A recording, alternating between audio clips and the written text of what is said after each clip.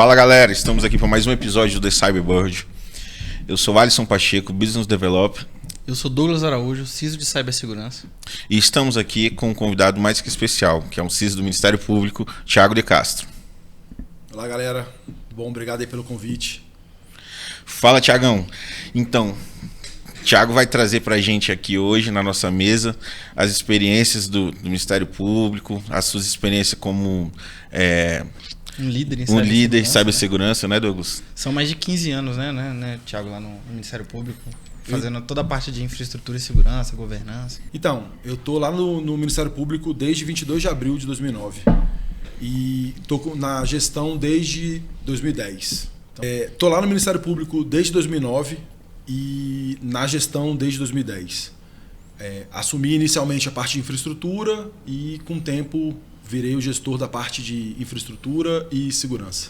E desse tempo para cá, assim, acredito que deve ter tido várias mudanças dentro do Ministério, que melhorou toda a parte de entrega, principalmente quando tem aplicações que são voltadas para o cidadão, né, que foram aplicados durante esse período. E um dos temas que a gente mais fala aqui é sobre a parte do cuidado com o colaborador, que é a conscientização. Sim. Né? A cada episódio a gente sempre volta nessa parte de conscientização, mas também no aumento de segurança do próprio ambiente. Né?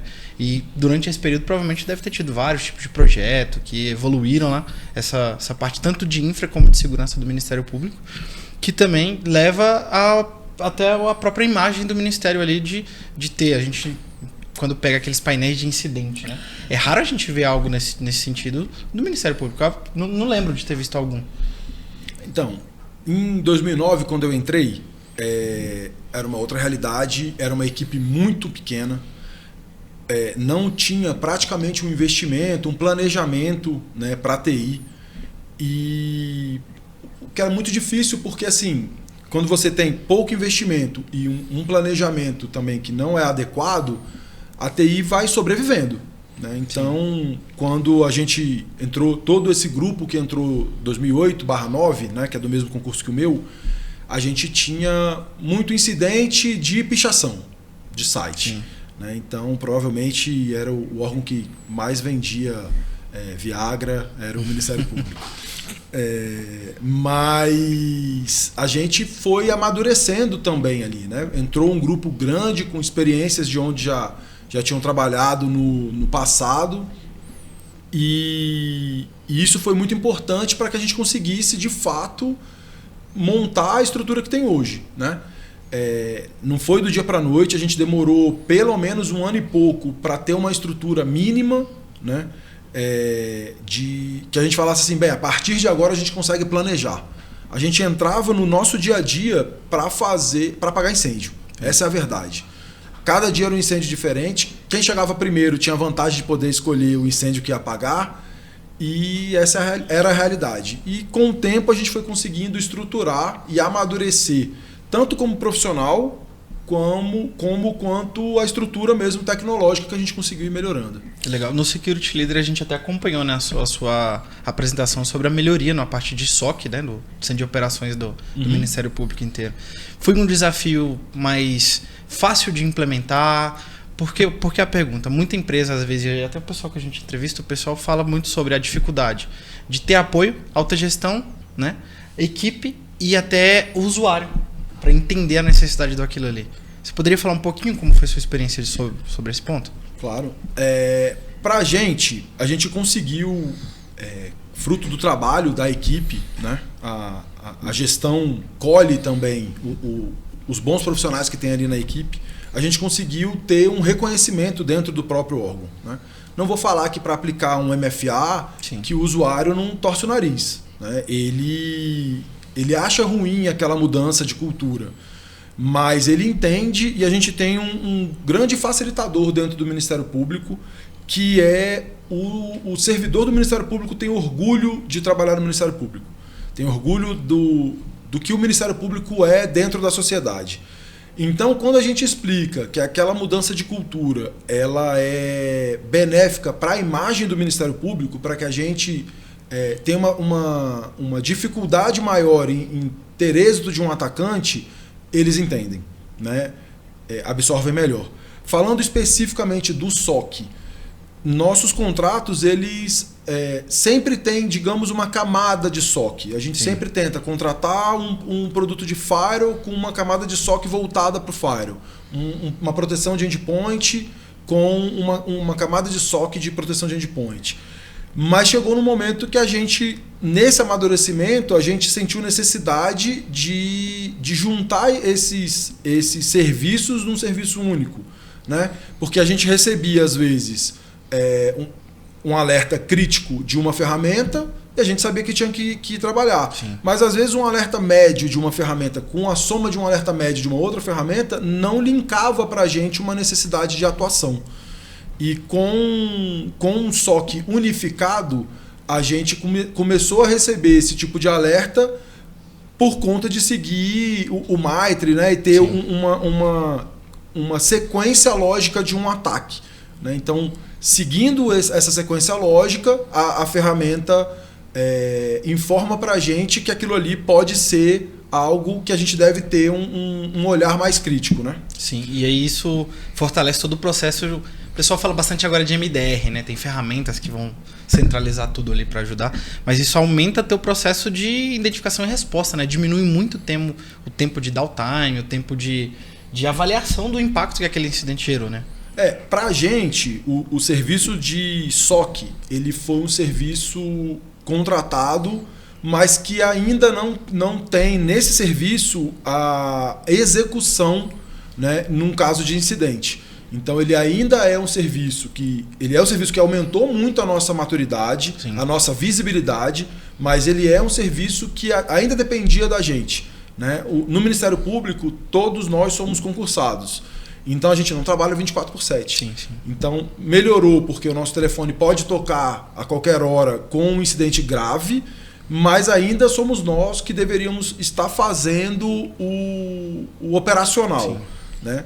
E em fevereiro desse ano a gente contratou um serviço de MDR de um fabricante, porque a gente entendia que a gente precisava de ter essa inteligência associada a uma mão de obra qualificada para nos apoiar, né? E por que a gente optou por um fabricante e não por um integrador? Porque o integrador, o maior que tiver, ele tem quantos clientes de MDR? Né? Ele não tem tantos clientes. E um fabricante ele vai ter uma amostragem, sim, muito maior e uma amostragem mundial. Né? Sim. Então, para a gente era importante ser um fabricante para que a gente pudesse estar à frente nos ataques. Né? Então, quando em algum lugar do mundo aquele ataque é visto e ele é replicado dentro de uma estrutura, para um MDR mundial fica mais fácil ser informado daquilo. Né? Tiagão, a gente está, né, observando o nível de maturidade, né, do seu parque hoje, mas ele não nasceu assim, né? E você, pelo visto, né, é sabido que você participou dessa rampagem, né, desse processo de amadurecimento. Conta pra gente como é que foi, porque a gente fala muito hoje dos 3 pilares, né? Tecnologia, pessoas e processo. Exato. E assim, a gente sabe que para chegar nesse nível você teve que desmatar muito pasto aí, né? Conta pra gente como foi um pouco. Então, em 2009, quando a gente chegou lá, essa nova turma, né, já existiam os mais antigos, né, a gente tinha só software livre, 100% software livre. A única coisa que não era software livre era a proteção de endpoint. O resto, tudo era software livre. E a gente viu que não tinha braço para tocar aquilo ali. Né? A gente tem no time pessoas especializadas, pessoas capacitadas, mas hoje nós temos 700 máquinas virtuais com os serviços de segurança todos sendo providos por alguma ferramenta paga. Imagina como era isso antes, né? Os times sempre são times pequenos. Imagina como era isso antes usando 100% software livre. Então a gente foi sim subindo degrau por degrau, mas uma das escolhas que a gente fez durante essa caminhada, durante essa evolução, foi seguir o SIS. Sim. Então, o que a gente fez? A gente pegou e colocou o SysControls. E o que muita gente faz? Pega o SysControls e fala, pô, vamos botar uma nota boa para parecer que a gente, né, é uma TI 100%. Sim. E a gente foi pelo caminho totalmente contrário. A gente foi, vamos colocar a nossa nota de verdade. Então, vamos mapear o SIS, vamos descobrir quais são os nossos pontos que a gente precisa melhorar, vamos olhar o que é o Ministério Público e aonde o Ministério Público quer chegar, e a gente vai subir o próximo degrau olhando para o Ministério Público, que é o nosso business, e olhando para a segurança, que é onde a gente tem um mapa dizendo que a gente precisa contratar. Então, assim, a gente foi evoluindo de mãos dadas com o negócio. Isso é importante, né? Muito importante. Isso mostra... às vezes o pessoal tem uma certa dificuldade de entender como que é um SOC, né? O SOC não é uma ferramenta que você implementa em um mês, tá? Tudo um processo, vai muito do que você estava falando, né? Visibilidade, ganho, definição de processo e amadurecimento. E realmente é o que o Thiago falou, né, no início. A gente hoje vive a coqueluche da gestão de identidade, né? E se pararmos para analisar, é um órgão que a gente pouco vê escândalo ou pichação, né? Talvez, né, uma década atrás, você tinha essa questão que o Thiago falou, né? A questão da pichação, poderia ser um site que vendesse aqueles produtos. Mas hoje a gente não escuta, não ouve falar. A gente que respira essa atmosfera de segurança realmente é um exemplo para benchmark para outros, né? Diga-se de passagem.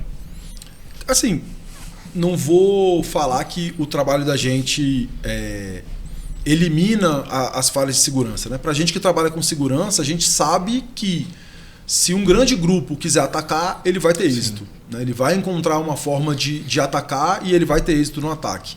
Nosso objetivo, na verdade, é diminuir as brechas pro ataque que não foi direcionado, digamos assim, né? Então, assim, se ele faz um scan e descobre uma vulnerabilidade que é fácil de explorar, e ele fez esse scan em 10, 50 órgãos, se eu não estou nessa lista, ele não vai me atacar. Ele só vai me atacar se ele tiver interesse de fato em me atacar. Então, o nosso objetivo é muito esse, dificultar a vida de quem a gente não é o alvo, né? Mas, de fato, eles têm muito mais recursos, eles têm muito mais o potencial de ter êxito, né? Então, a gente sabe que o objetivo é a gente estar fora do foco. Exato. E agora com IA, aumenta... É claro, né? A IA foi criada ali para melhorar, mas também melhora o lado de lá, né? O ataque hoje ele está mais eficiente. Se vê até ransomware como serviço, equipes disponíveis para fazer ataques específicos e até os códigos que hoje, por exemplo, um dos maiores debates, né? O dev hoje, quando ele submete um código para uma análise de um IA, qual o risco que ele está levando ali para aquele código, para aquela aplicação? Principalmente dependendo do foco principal da aplicação. Cara, é engraçado isso, Douglas e Thiago. Que, cara, ultimamente a gente não consegue tirar IA da boca, né? Não. A gente não consegue parar de falar de IA. E é assim, acaba que uma coisa vai linkando a outra e, Thiago, é impossível não ter que te perguntar isso. A gente está vivendo essa não é nenhum ataque massivo de IA. Esse uso massivo de inteligência artificial nos nossos parques. Como vocês têm lidado com isso? Porque a gente sabe que o usuário, se quer testar qualquer coisa, joga na mão do usuário e proíbe, né? Ele vai achar um jeito de burlar nossas regras e fazer acontecer. Como vocês têm tratado? Conscientização. Explicar o que pode ser feito e como pode ser feito, explicar o uso mesmo no dia a dia. Claro que a gente tem ferramenta que apoia, né? O DLP, a gente consegue ter essa visibilidade do que a gente quer que vá para IA ou não. Então, assim, de certa forma, conscientização, né? Mas, assim, eu sou uma pessoa que respiro inovação. Eu tenho uma formação no MIT sobre inovação. O Dr. Rodrigo, que é o responsável hoje da TI do Ministério Público, ele respira IA e respira inovação. Então, assim, nosso entendimento a gente não deve frear o uso da IA, a gente deve orientar como fazer o melhor uso dessa IA, né? E do lado da segurança, proteger da melhor forma possível. Mas tem muita gente que tem medo da IA. Sim. Eu acho que o ideal é você aprofundar, você conhecer, para você entender os limites que você deve ter. Muito bom, muito bom. Porque ter esse controle é um nível de dificuldade novo, né? É um negócio novo que ajuda pra caramba. Eu acho que também não deve ser travado, né? Deve ser orientado. Mais uma vez o tema conscientização volta, né? E assim, o DLP hoje ele te entrega um nível de controle, Mas, como o Alisson falou, sempre o usuário ele pode achar uma forma de burlar aquilo, né? Usar o dispositivo pessoal e etc. E aí começa a entrar no cenário de governança, definições de políticas e etc. Eu fico pensando assim, desculpa te cortar, Douglas. Por exemplo, cara, vamos falar aqui do negócio, né? Vamos falar no cenário lá do órgão. O usuário, o cliente do Thiago, tem um e-mailzinho dele lá que cadastrou na IA XPTO da vida. Aí chega em casa, vai consumir a mesma IA para, sei lá, pesquisar alguma coisa. E, a gente sabe o nível de penetração das IAs. Como que vocês fazem esse tipo de conscientização? Como que você consegue levar isso para essa mudança de mindset do usuário para que ele tenha esse nível de comprometimento? Então, lembra que eu falei que os usuários do Ministério Público, eles vestem a camisa e eles entendem a responsabilidade, gostam ali de onde trabalham? Eles entendem que aquilo ali também é um risco. Então, muitas vezes, eles procuram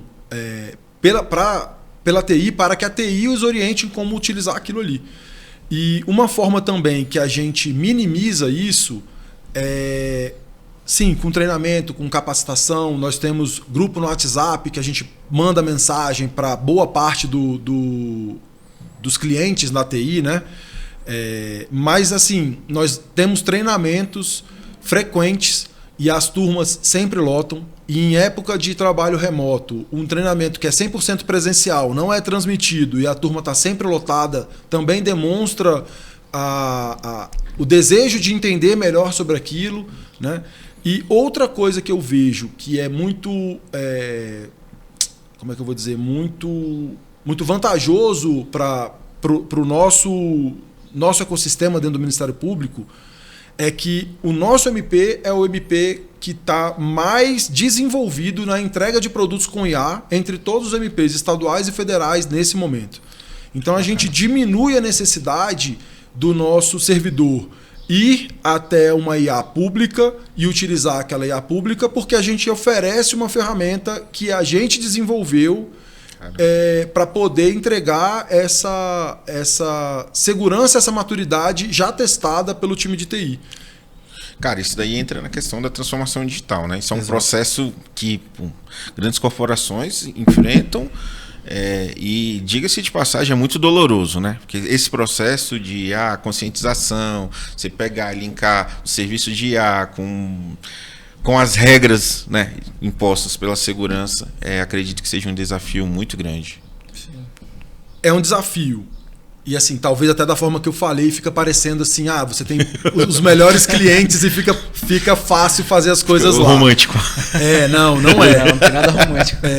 Eu já entrei em reunião com pessoas que falaram assim, nossa, a TI implementou um negócio agora super chato, e eu tive que falar, você não gostou? Isso é segurança, isso é necessário, você usa o Google, você usa o seu e-mail lá no dia a dia, e lá tem segurança. Por que aqui você não quer ter essa camada de segurança? É importante a gente proteger. E, de fato, muita coisa que a gente implementa, a gente não tem como ter essa facilidade de explicar o porquê que a gente está implementando isso para o nosso usuário, né? Então, o nosso cliente vê isso muito de forma como mais uma coisa chata que a TI está fazendo. Mas a gente, quando consegue ter esse tete-a-tete com o cliente, a gente procura estar explicando por que a gente quer fazer aquilo, por que a gente está implementando aquilo. E não só o cliente final, o cliente dentro da TI também. Então, quando a gente quer implementar uma camada superior de autenticação, quando a gente quer usar um PAN, o nosso cliente interno fala, nossa, esse cofre é chato pra cacete. Quando a gente quer implementar uma microsegmentação, o nosso cliente interno fala, eu nem sabia que porta minha aplicação usava, que porta que ela conversava com backup, que porta que ela conversava com o banco de dados. Claro que não são todos, mas... E aí ele ter que descobrir isso para fazer a aplicação dele funcionar, isso também é um desafio, né? Então, aparentemente parecia meio romântico, mas a gente sabe que não é bem assim, né? Mas o mais legal, cara, o legal disso tudo, que é doloroso, né? É chato, né? Porque todo mundo aqui, apesarmos, né, de orquestrarmos todo o negócio, mas a gente também é usuário, né? E a gente chega em determinados lugares que tem regra, é complicado. Mas o barato disso tudo, Thiago, é que reflete na sociedade, reflete para um negócio, né? Concorda? Concordo. O Ministério Público atua na defesa do cidadão, né? Então, assim, a gente também não pode atrapalhar o core do que é o Ministério Público, né? Exatamente. Então, apesar da gente não ter a figura a nomenclatura de um BISO, né? Do cara do business que mexe com a parte de segurança, eu procuro fazer essa frente quando a gente vai pensar no que a gente vai estar implementando, né? Medir o que é aumentar o nível de segurança sem prejudicar o Ministério Público e o cidadão como um cliente final, né? Exato. E a gente acaba vendo que todo esse amadurecimento já vindo mesmo iniciado por grandes empresas privadas, mas de órgãos grandes, como o Ministério Público, mostra toda uma mudança de postura. O pessoal falava antes, porque o Brasil é atrasado, o Brasil não tem isso em segurança. Hoje o Brasil é o país da América Latina com o melhor nível de segurança. Está virando exemplos, inclusive, com ações de cooperação, né, com outros países, treinamentos, etc. E ocupando aí o 12º lugar em parte de defesa mundial. Isso é um paradigma que muda bastante. Eu atrelo isso, Douglas, Thiago, acho que vocês há de concordar. O brasileiro, ele é artista, né? E a gente tem algo natural da gente, que é aquilo aquela mania de querer burlar as coisas, né? Então, qualquer coisa no mundo que você queira testar, traz para o Brasil. Se aqui vingar, é porque vai funcionar em qualquer lugar do mundo, assim como a segurança, né? Então a gente está falando desse processo de amadurecimento, esse processo de conscientização, essa questão toda de governança, né? Toda essa questão de segurança, né, que a gente sabe que quer testar alguma coisa, traz para o Brasil, que a gente, né, é exemplo, quer dizer, não sei nem se a palavra certa é exemplo, né? É um exemplo negativo. Sim. A gente tem essa dificuldade. E como é que você tem enfrentado isso? O brasileiro, de fato, é muito criativo, né? Isso. E isso, pro ambiente de segurança, é sim um desafio a mais, né? A gente vai pegar outras culturas, são culturas mais engessadas, são culturas que jogam dentro daquela regra ali. O brasileiro tem jogo de cintura. Mas a gente nasceu aqui, a gente está acostumado a viver desse jeito. Então, é um desafio a mais quando a gente olha para um mercado estrangeiro, mas aqui dentro do Brasil, para quem já nasceu dentro da infraestrutura, nasceu no mundo de segurança, é algo que a gente já está acostumado. O lado de cá também tem uma malemolência, né, Thiago? É isso. Tem. E às vezes até o próprio... né, a gente lida muito com fabricante, né? E a maioria não é daqui. A maioria são americanos, etc., que seguem processos rígidos. E chega num cenário onde ele está no Brasil, que a gente sempre dá um jeitinho para fazer as coisas, né? E dificultou de controlar o colaborador. Às vezes o próprio fabricante tem essa dificuldade de implementar alguma coisa nova aqui, né? Uma tecnologia nova, ou até usar o que o Alisson citou. Usar aqui para validar, para treinar, para ver como é que vai sair. Acaba que a gente é um celeiro de coisas boas, coisas ruins, mas acaba que do mesmo jeito que a gente cria a praga, a gente também consegue saná-las, né? E trazer o remédio. E é isso que o Thiago tem mostrado com maestria, né? O trabalho bem executado, bem feito. Lógico, né? Que não é só o Thiago, esse processo de conscientização, toda uma equipe por trás dele. E, pô, show de bola. E não só uma equipe, né? Tem todo um ecossistema. Então, assim, eu gosto muito de conhecer, né? Então, como eu falei que eu sou uma pessoa que gosta de inovação, eu gosto de estar indo nos grandes eventos, na RSA, na Black Hat, em São Paulo, no Mindsec, para conhecer, para trocar figurinha, para fazer networking, para conhecer novos produtos. Eu sinto que o Brasil e Brasília está muito refém do que querem apresentar aqui, né? Então, assim, eu acho que esse não é o melhor caminho. Então, eu acho que é interessante a busca para que eu possa escolher, para que eu possa entender. Acho que é um processo de amadurecimento, né? Cara, e falando de grandes eventos, você que foi convidado, né, para ser um dos gestores lá da COP30, você pode falar para a gente aí como foi essa experiência? Que foi um evento badalado, né? O mundo inteiro de olho, né? Foi um evento muito grande. Então, a COP30 foi um desafio, de fato, enorme, né? Mas a COP30 não nasceu... O convite que fizeram não nasceu do nada, né? Então, eu sou uma pessoa que minha esposa até fala assim, eu gosto de um problema. Então, a Escola Superior do Ministério Público foi atacada e eu montei um grupo ali com o meu time para a gente conseguir ir para a escola para conseguir apoiar naquele incidente, né? Então, apoiei a Escola Superior ali como um gestor de crise. É complicado aquele momento, é um momento difícil e é um momento que, para quem está chegando, você tem que entender como era o ambiente, entender quem foi que fez o ataque, para saber exatamente o modus operandi daquele grupo, para conseguir pensar em como resolver aquele ataque e pensar nos próximos passos de como voltar àquele ambiente, né? Na escola superior, eram servidores que estavam ali, como praticamente todos os órgãos públicos, um time muito pequeno, capacitado, mas um time muito pequeno e que a gente conseguiu apoiar fazendo essa gestão de crise e conseguiu sair do outro lado. Logo depois, não muito distante, a Agência Nacional de Águas, a ANA, também foi atacada.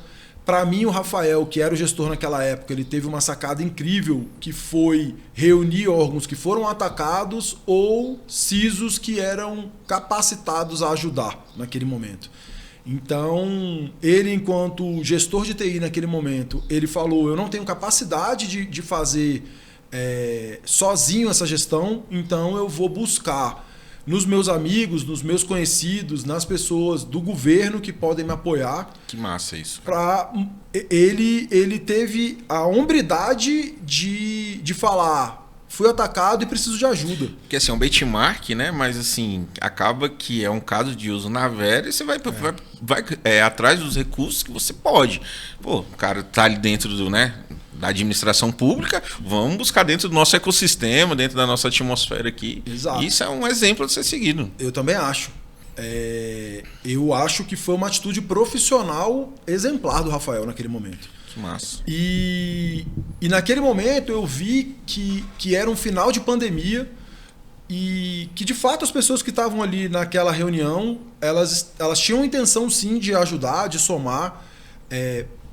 Todas as pessoas que estavam ali, pessoas de excelente gabarito, mas cada um tem o seu dia a dia e não ia conseguir estar ali, de fato, doando um tempo e sendo útil ali no dia a dia, na mão na massa. E aí, novamente, como minha esposa falou, quando eu vejo um problema, eu quero me empurrar naquele problema ali. E aí eu fui lá presencialmente, falei com o Rafael, falei, cara, acho que você vai precisar de um cara aqui que tenha conhecimento de segurança e que já tenha feito uma gestão de crise desse nível. E eu me candidato a te apoiar, você um ajudante seu. E novamente o Rafael falou, cara, você é a pessoa mais adequada, eu não tenho ninguém aqui no meu time para isso. Era um time muito, muito pequeno, de um órgão que não tem quadro de TI, né? E alguns poucos terceirizados para apoiar aquilo ali. E ele literalmente me entregou a chave da ANA para voltar daquele incidente e falou, cara, confio, sei do seu potencial, sei quem é a sua pessoa, confio que você vai fazer isso aqui dar certo, então pode tocar.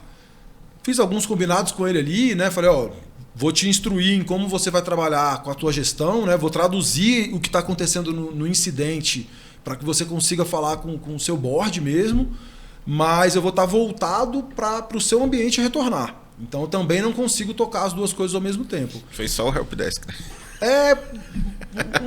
De tudo um pouco ali, né? E novamente, é muito difícil entender o que é importante para aquele órgão, para aquela casa, quais são os sistemas, quais são os bancos de dados, conversar com o time que está ali executando a mão na massa, que fazer uma etapa ou duas a mais vai gerar um nível maior de segurança para voltar aquele ambiente para o ar, que é sim doloroso, mas tem que ser feito. E por conta desses dois grandes incidentes que eu ajudei, que eu coordenei, a COP30 me convidou, né, a presidência me convidou, o Milton me convidou para que eu participasse desse time também. E eu aceitei o desafio, foi um desafio fora do comum. Né? É um ambiente muito grande, não só de TI, mas um ambiente físico muito grande.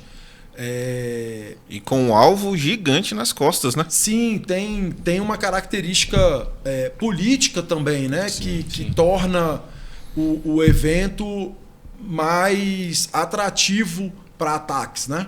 Então, assim, não é... Eu trabalho no Ministério Público, que também tem um pouco dessa bandeira, né? Mas, assim, a COP é um evento mundial, né? Deixou de ser algo federal para ser algo mundial. E algo muito grande. O Ministério Público tem 3.500 usuários. Na COP, a gente tinha 42 mil usuários. Na COP eram 195 países, né? É uma realidade muito grande. Mas, assim, foi um desafio muito grande, foi um desafio que o trabalho honrou a gente e que a gente conseguiu entregar no final um resultado 100% satisfatório. Caraca, show de bola. E parabéns, né, para todos os envolvidos. Né? Porque, pô, a gente imagina, eu trabalhei numa Copa do Mundo, eu sei o que é isso. Mas, assim, cara, a gente tá falando em 2014, né? A gente tá em 2025. Sim. 10 anos se passaram e 11, né? Se passaram e, cara, é outro nível, né? A gente sabe que a questão de ataque, a sofisticação dos ataques é outra.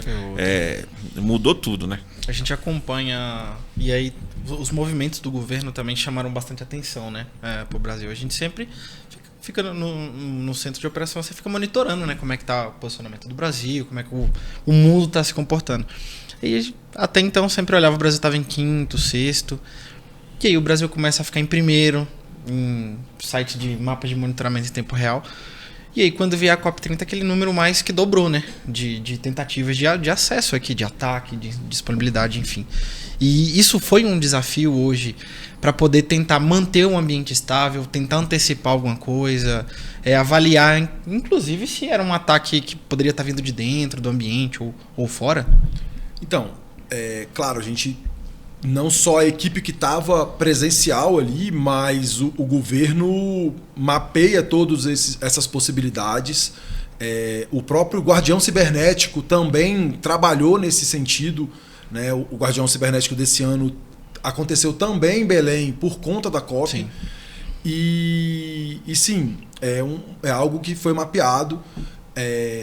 Tiveram tentativas internas dentro do evento, mas o serviço de MDR nos auxiliou também a fazer essa remediação de forma rápida, né? Eu posso dizer que nem aconteceram esses ataques, né? Porque, de fato, o serviço de MDR nos apoiou fim a fim, né? Então, para a gente foi um diferencial muito grande. E foi a primeira COP que a gente teve uma segurança 24/7 dentro do ambiente da COP. Bacana. Né? Porque, como eu disse, a segurança da COP não eram somente as pessoas que estavam ali em Belém. Sim. Né? Mas, para esse ambiente em Belém, foi a primeira COP que a gente teve uma segurança 24/7. E é um evento que chama bastante atenção, né? Principalmente de grupos aí de APTs avançados que estão vendo... que veem uma possibilidade ali, como também de grupos menores que querem aparecer um pouco pro mundo, né? Então, o nível de dificuldade para eles, mas também para quem está defendendo, aumenta bastante. Um puta caso de sucesso, né, Thiago? Agora que terminou, a gente pode falar que foi um caso de sucesso, com certeza. Não, mas hoje a gente sabe quando o caso é sucesso ou não, real time, né? Sim. Até porque o dado ele tá ali, né, hoje praticamente instantâneo. E qual que é a lição que você carrega contigo, que você diz assim, pô, eu posso aplicar isso daqui no meu dia a dia, nos próximos eventos? É um evento que ajuda muito no amadurecimento. Mas, assim, de certa forma, o que eu também levei para a COP30. Né? Não é só o que a COP30 me entrega, ou me entregou. Então, eu sou um defensor do básico bem feito. Né? Então, assim, um dos motivos que a gente também consegue ter sucesso dentro dos nossos órgãos e dentro da COP30 é pensar no básico bem feito. Então, eu olho muito o CIS Benchmark, né, que dá ali uns 70% de uma melhor prática, de uma boa configuração para cada fabricante, para cada produto, ele é agnóstico. Então, isso para mim é um diferencial. Né? E também trazer pessoas da minha confiança e pessoas de grande gabarito, né? Então, recentemente a gente criou a Confratic, né? Que é uma comunidade mesmo, são confrades que tentam um ajudar o outro. Então, assim, durante a COP30, eu precisei de um especialista no firewall que a gente tinha lá na COP. E eu precisei usar o Erasmo da DPU para me orientar em como seguir boas práticas daquele modelo, daquele fabricante.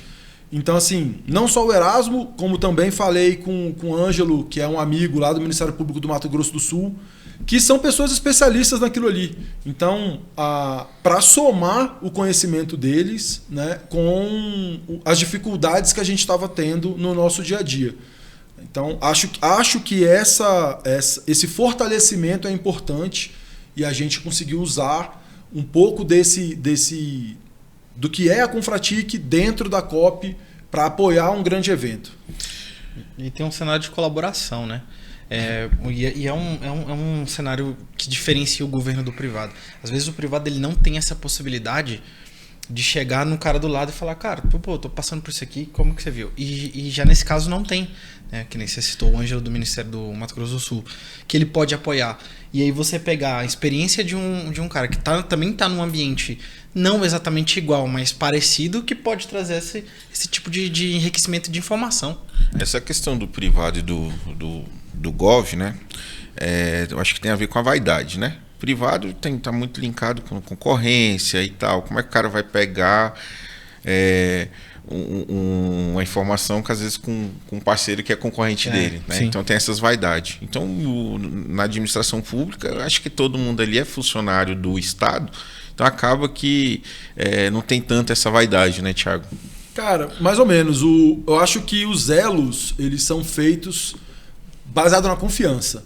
Claro que o privado tem uma parte de concorrência, né? Então, às vezes, falar muito dos seus problemas te enfraquece perante a concorrência. Sim, e isso no serviço público não tem muito. Sim. Mas a parte de vaidade existe, mas a gente conseguiu montar um grupo muito forte, né? Dentro do serviço público, forte tanto na gestão, quanto na base, quanto analistas competentes, quanto gestores competentes. Então isso fortalece o ecossistema, né? Então esse tipo de ajuda é importante. E você saber quem você pode contar, né? Então você conseguir mapear esse mercado e saber assim, cara, se eu precisar ligar para o Thiago a qualquer hora, eu sou de uma empresa privada e eu vou poder contar com ele porque ele tem esse perfil. Ou eu sou de um órgão público, mas eu posso contar com toda essa galera aqui porque todos eles têm esse perfil. Isso que pra gente é o fortalecimento de um ecossistema. Isso que pra gente é importante dentro da Confratic. Que legal. Então você consegue mesclar bem, né? Tanto, independente se é um decisor do privado, se é do Gov, tá todo mundo junto. É isso. Isso é um diferencial, viu, Thiago? Com certeza é um diferencial. Pô. Com certeza. A gente formou um grupo de amigos. Sim. Né? Então, assim, nessa hora não tem bandeira. Né? Então, hoje, se um órgão público ele é atacado, ele vai recorrer a quem? Entendeu? Ele tem uma certa dificuldade, né? Ele vai às vezes num amigo, ele vai às vezes no parceiro que ele tem contrato, tá certo, mas a Confratic pode ser esse ponto de apoio para ele. É uma sala de guerra meio que instantânea. Exato. Né? Inclusive, faz parte do nosso planejamento capacitar essas pessoas que hoje já estão no nosso hall de amigos que podem atuar numa sala de guerra.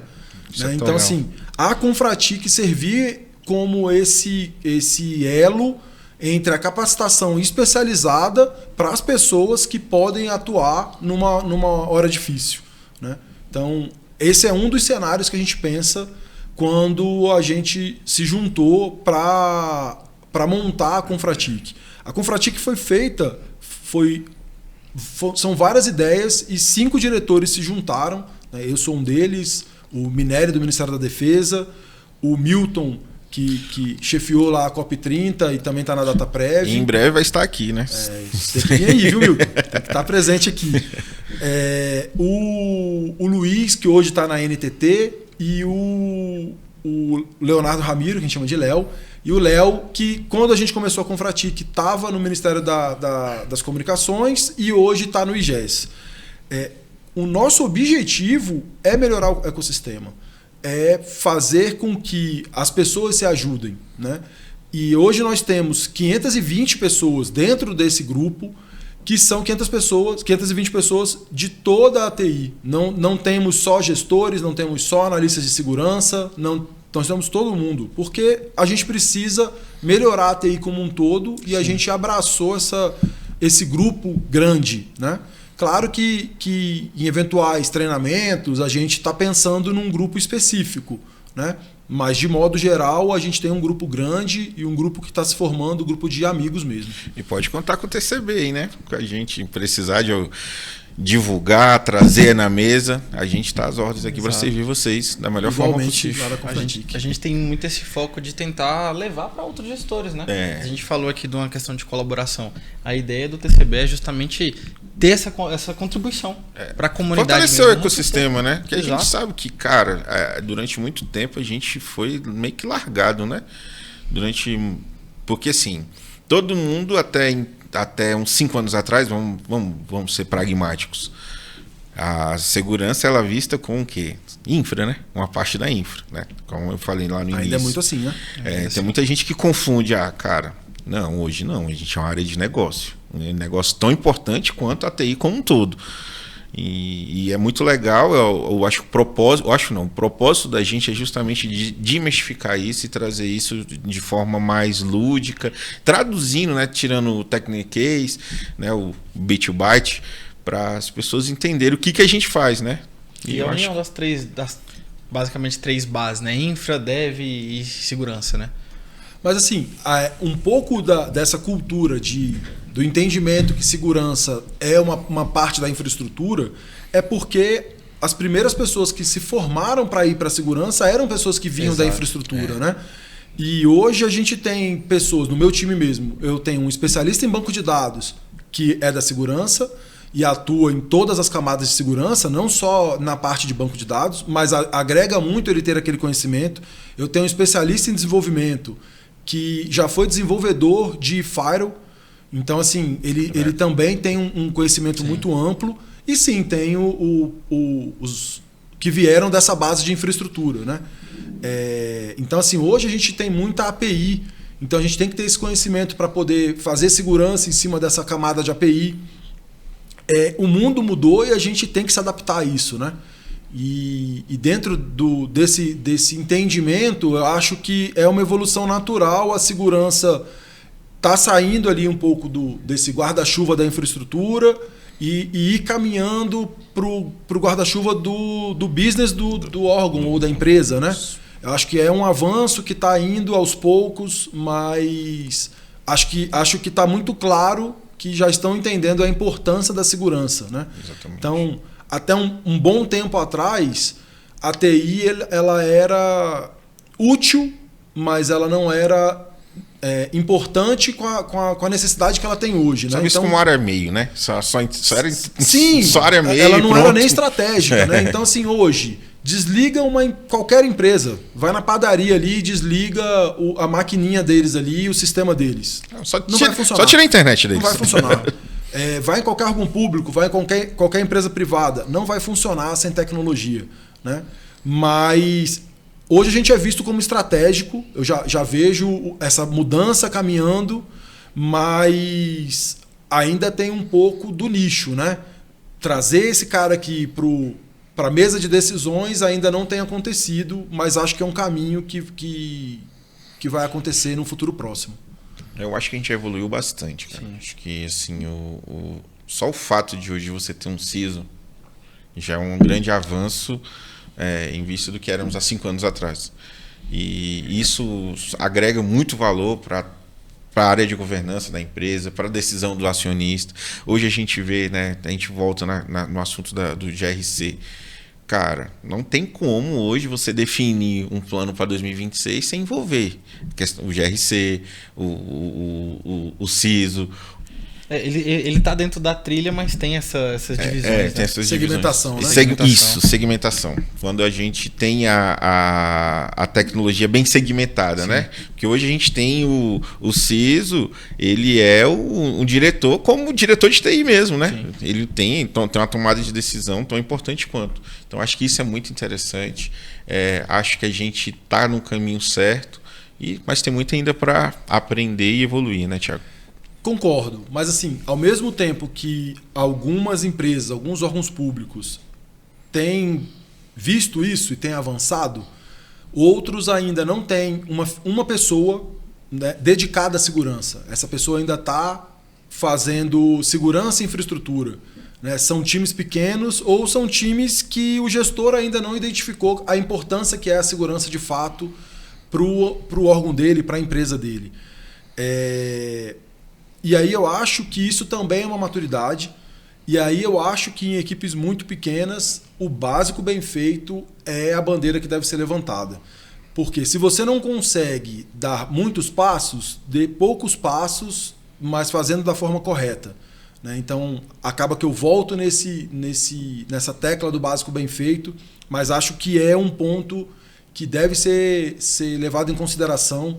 A gente não deve comprar a ferramenta e achar que a ferramenta é o suficiente para a gente estar seguro. Né? Então, existe uma camada de entender como aquela ferramenta, como que você pode tirar o máximo daquela ferramenta ali para que ela te gere, de fato, uma camada de segurança e não seja só mais um ponto de falha dentro do teu ecossistema. Não adianta você ter uma solução parruda se você não tem um analista para tocar ela, né? E um processo ali, né? Processo base ali que tem que seguir, porque, fiz um investimento X no top leader do Gartner, mas está tudo aberto, não tem controle de aplicação, né? Não tem controle de usuário, etc.